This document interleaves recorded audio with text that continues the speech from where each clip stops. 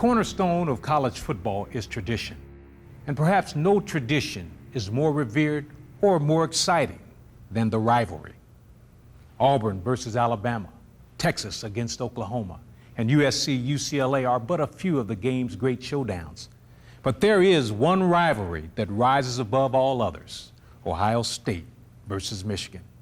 And in the 1970s, it was played at a pitch that might never be equaled. Ohio State versus Michigan. The Buckeyes versus the Blue. It is the greatest rivalry in college football, perhaps in all of sport. Michigan was in a whole different category at any other game we played. I knew it was something different when we started practicing for Michigan 4 weeks before the game. We prepared for Ohio State. Spring practice on. Against Michigan, you always prepare harder than you've ever prepared before. Well, it rates right up there with playing in a Super Bowl because of the fierce competition. Undoubtedly the most physical games that I've ever played in. I played 10 years in the NFL. In my judgment, I've been on both ends. It is the greatest football rivalry in the country. This is not just a football game. This is war. Never was the battle more fierce, more bitterly contested than in the 1970s. It started when Bo's team upset Woody's, breaking an Ohio State 22-game winning streak in Bo's first year at Michigan in 1969. And after that game was over, the 10-year war was underway. The 10-year war was a titanic struggle between two historic programs, led by two legendary coaches, both at the peak of their power. Woody Hayes had his greatest success after he turned 55 years of age, which was the seasons of 1968 through 1977. In those 10 seasons, Ohio State either won outright or shared 9 Big Ten titles in those 10 years. So 9 of Woody's 13 Big Ten titles came actually right at the end of his career. Hayes' success coincided with the emergence of his former assistant, Bo Schembechler. Their complex relationship added a dramatic twist to the intensity of the game. In coaching, I was probably Woody's closest friend. But during the 10-year war that we competed, we never talked. I never called him on the phone, he never called me. We met at the 50-yard line when he was ready to meet. And we'd shake hands across the video. Hi, Woody, how you doing? Hi, Bo, how are you? How's Ann? You know, and pass the time of day for just a couple of minutes. Say, hope we have a good game. That's it. I remember talking with Bo at one of his press conferences in Ann Arbor, and I said to him, I said, Bo, is there a little bit of Woody Hayes in you? And he just looked at me and grinned and he said, I sure as hell hope so. They loved one another. They had great respect for one another. But on the football field, you threw all that aside. The competition between Woody and Bo and the ultimate stakes of the game were raised even higher due to the Big Ten's strict bowl game policy. At that time, only one team could go to a bowl game, and the only bowl game that you could go to in the Big Ten was the Rose Bowl. The winner-take-all scenario had been especially brutal for the Wolverines. From 1972, 73, 74, we won 30 games, lost 2 and tied 1, and never played in a bowl game. And those 3 teams of mine were good enough to play for a national championship anywhere. It seemed in the early to mid-70s, no matter what Michigan did, they just couldn't quite beat Ohio State. Ohio State would always come through with a play when they needed it the most. The 1973 game, which finished in a 10-10 tie and left both teams tied for the Big Ten lead, was a particularly bitter pill for Bo and the Blue. After the game, a 6-4 vote by the Big Ten athletic directors sent Ohio State to Pasadena, a move that infuriated Schembechler. The athletic directors turned on us, and I resent that. That was not fair. That's not the way it should be done. Michigan should have gone to the Rose Bowl in '73, and I made no bones about it, and I went after everybody that voted against us, and I'm still bitter about it. Bo's frustration only grew when Michigan lost the following year, 12-10, when Mike Landry's last-minute field goal try was called no good. I'm standing right there on the hash mark when he kicked the ball, and I would say, without reservation, if that kick had been in Ann Arbor, we win the game. But in Columbus, we didn't win the game. The missed kick cost Michigan still another trip to the Rose Bowl and kept the Wolverines home for the holidays yet again. Michigan was a good football team. It was just unfortunate that we beat them. And for 3 years, they lost 2 ball games and didn't go any bowl games. The Big Ten office, feeling the heat from Michigan's plight, finally adopted a new postseason policy. Going into this 1975 Ohio State-Michigan game, it had been set up with the Orange Bowl that the loser of that game would go to the Orange Bowl. Now, certainly nobody wants to go to the Orange Bowl if you can go to the Rose Bowl, but at least it is a little bit of a consolation prize. But in the Ohio State-Michigan game, there is no consolation for losing. Back in those days, 10-1's not good enough. If that one's Ohio State, that's not good enough. We can't accept that. Indeed, at its core, the Ohio State-Michigan rivalry is about one thing: pride. Michigan has a tremendous amount of tradition, just like Ohio State has.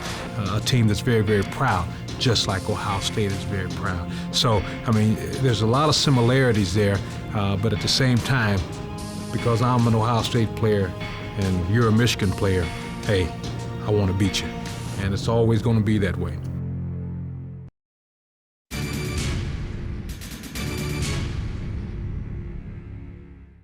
As Ohio State headed into their annual grudge match with Michigan, the 1975 season had already unfolded as one of the most memorable campaigns in Ohio State history.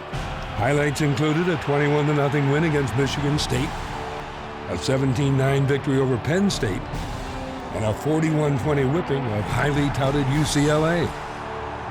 By season's end, the Buckeyes were 10-0, ranked #1, and their star running back Archie Griffin would soon be named college football's first 2-time Heisman Trophy winner. Griffin and his fellow seniors were members of a class that had played in 3 Rose Bowls, never lost to Michigan, and had won more games than any previous Ohio State class. As their Buckeye careers approached its end, all they lacked was a national title. We felt, if we could beat Michigan, we were going to be the national champions because we felt so confident we could go to the Rose Bowl and play UCLA, a team that we'd already beaten pretty soundly during the regular season. And so it was a huge game. But for Ohio State, the road to the national title goes through Ann Arbor and the unfriendly confines of Michigan Stadium. When you're playing in the Michigan Stadium, you feel like you're playing in a dungeon because you're actually in the ground, playing underneath the surface. When you walk out on the field at Michigan and see 105,000 people right there on top of you, it's an intimidation factor, and they try to intimidate you when you go in there. I remember going into the locker room, and the locker room just reeked. It just smelled. You could barely walk into the locker room. And as it turned out, you go into where the toilets were, and every toilet had been left unflushed and just brimming with just stench, and it stayed in there till game time. In 2 of their previous 3 trips to Ann Arbor, Ohio State went into the Michigan game undefeated and top-ranked, but were unable to escape with victories. In fact, since Bo Schembechler became Michigan's coach in 1969, the Wolverines were yet to lose a Big Ten home game, a streak of 41 games. On November 22, 1975, with the Big Ten title and a trip to the Rose Bowl at stake, a then-record crowd of over 105,000 fans packed Michigan Stadium for the next great battle in college football's greatest game. On their opening drive, the Buckeyes came out firing. Looking very much like the nation's #1 team, Ohio State crafted a hard-fought 15-play drive that culminated with a 5-yard scoring toss from Cornelius Green to Pete Johnson. Downfield. Lobbed it to Johnson. Touchdown, Ohio! Touchdown, Ohio! The Buckeyes break on top 6-0. Our philosophy all the time was we're going to start fast, we're going to take it to them. We're going to make them stop us. But the Buckeyes' high-flying start was soon replaced by the grinded-out style that characterized both programs. By the second quarter, both offenses were not only struggling to move the ball, they were struggling to hold on to it, and the game began to drown in a sea of turnovers. The Buckeyes threw 2 interceptions. The Wolverines won, and 2 Michigan fumbles killed promising drives. It was the type of football both coaches hated. but so often afflicted the game. Coach Bo Schembechler and Coach Hayes thrive on no mistakes. And then you see both teams making mistakes. We knew as a defensive unit that we had to make those big plays. And when you're hitting, and you know, the intensity out there of some of those hits, you're going to shake the ball loose. You don't want to make a mistake, and we're kids out there, and the nerves are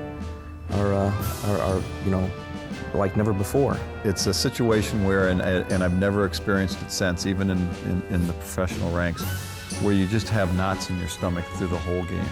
As the half wore on, the pressure increased, especially on the Buckeyes. The swarming Wolverine defense had forced the Buckeye offense to a halt.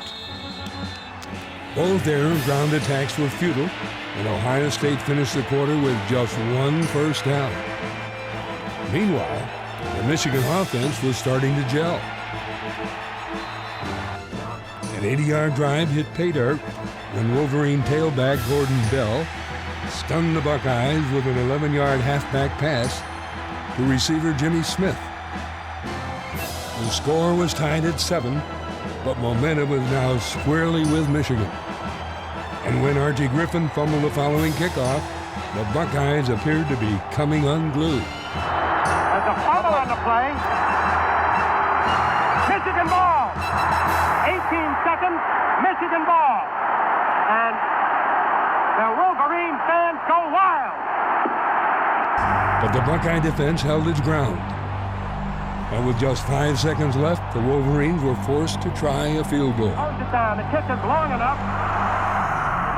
It is no good. That was huge. Wide. I mean, that was huge. That miss really kept us in the game. If they would have scored, who knows what would have happened. Could have really put us in a hole. I mean, we were already in a hole. I mean, we were already kind of deflated. Couldn't get anything going. Couldn't get a first down. Just nothing was going right for us.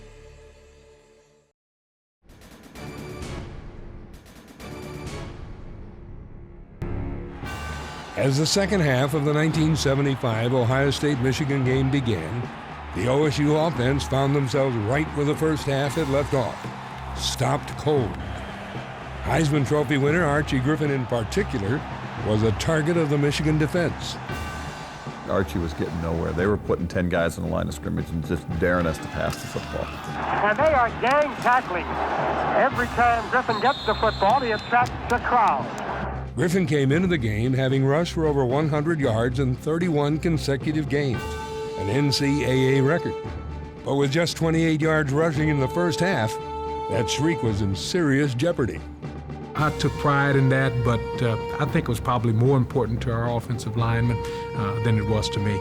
He wasn't pushing the 100-yard per game, consecutive game. It was mainly his teammates that were pushing that and making sure that he could get that.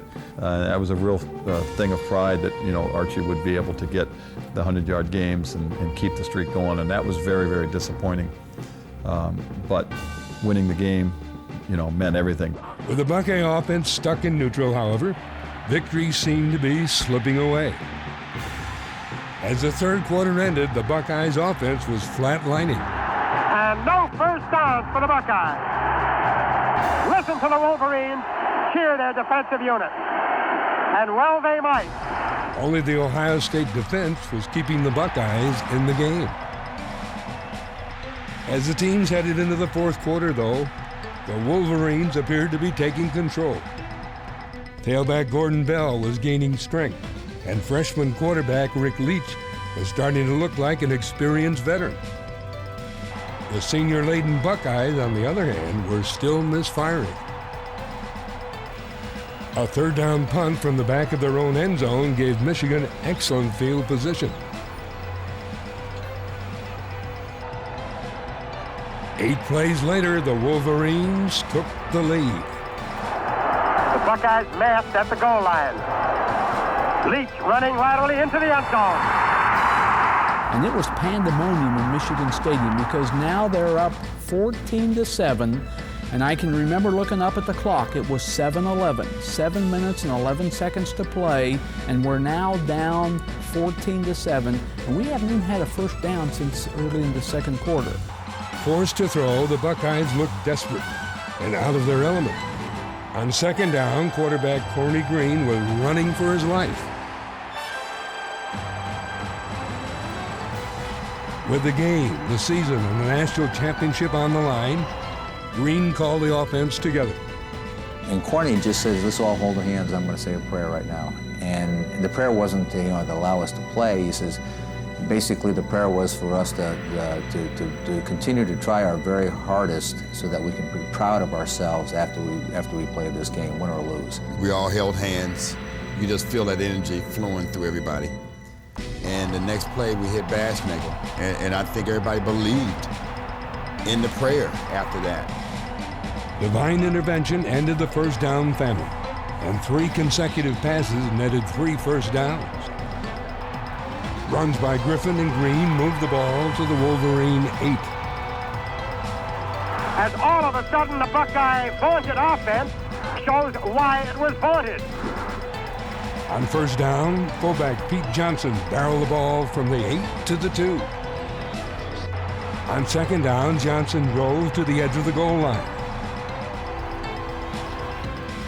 On third down, nothing. The Buckeyes' fate now rested on one This play. could be for all the marbles right now. Green barking the signals. Gives to Johnson, and he's in for the score. Touchdown, Ohio. With just 3:18 remaining, the score is now tied at 14. Now the pressure is on Michigan. Nobody wants a tie, but because Ohio State has a better non-conference record than Michigan, should the game end in a tie, the tiebreaker would be the overall record, and of course that would put Ohio State in the Rose Bowl, meaning that Michigan would have to go to the Orange Bowl. With the tables turned, the Wolverines were forced to throw, and the Buckeye rushers poured in on Michigan's young freshman quarterback. On 3rd and 18, the Wolverines were forced to throw deep. As Leach goes back to throw, down the middle, and it is intercepted by Ohio. It's Griffin. Griffin coming back to the 10, to the 5, and he's out of bounds on the 3. Griffin, there you go, moves it to the 3-yard line of Michigan. And Leach finally knocks him out of bounds, and the Buckeye fans are going wild. The Buckeye fans are louder now than the 100,000 Michigan fans. On the very first play, Hayes gave the ball once again to the nation's leading scorer. First and goal. And they get Pete Johnson, and Johnson is close. He's in! Touchdown, Ohio! Pete Johnson gets touchdown number 25 for the season, and Ohio leads it 20-14. Here you have an Ohio State team that had gone 2.5 quarters without a single first down. All of a sudden, within a span of 59 seconds, had scored 2 touchdowns. The game was sealed when Craig Cassidy, the son of Ohio State legend Howard Hopalong Cassidy, intercepted Leach's desperation pass. It was Cassidy's second interception of the day and a fitting end to a miracle finish. Ironically, that was Craig Cassidy's last regular season game. Just 20 years earlier, in 1955, his father had played his last collegiate game on that very same field and had helped Ohio State defeat Michigan that afternoon 17-0 to help at that time secure their second straight outright Big Ten title. It was perhaps also fitting that on the day Archie Griffin's 100-yard rushing streak came to an end, another Griffin, Ray Griffin, was there to save the day. It was a great experience to have Archie as your brother and everything. But yet at the same time, you want to be respected for your own attributes. Down the middle, and That's one play I will never forget. it's Griffin. Griffin It was very, very rewarding. 5, and he's out of bounds on the 3. That night, Woody Hayes put the win in historical perspective. No, I expect this is our best comeback victory ever. I expect it's the best one we ever had. The 1975 win over Michigan put the Buckeyes into the Rose Bowl for an unprecedented 4th straight year. It also lifted Woody Hayes' 25-year record against the Maize and Blue to 16-8-1. And while the victory would be Woody's last against the school up north, it will also be remembered as one of his best. The inspired leadership of Cornelius Green was a key component to the success of the 1975 Buckeyes. In fact, Corny's contributions were so appreciated, his teammates voted him their most valuable player. As for the player who won his second Heisman Trophy that year, well, he voted for green too. For Buckeye Classics, I'm Archie Griffin. Thanks for watching.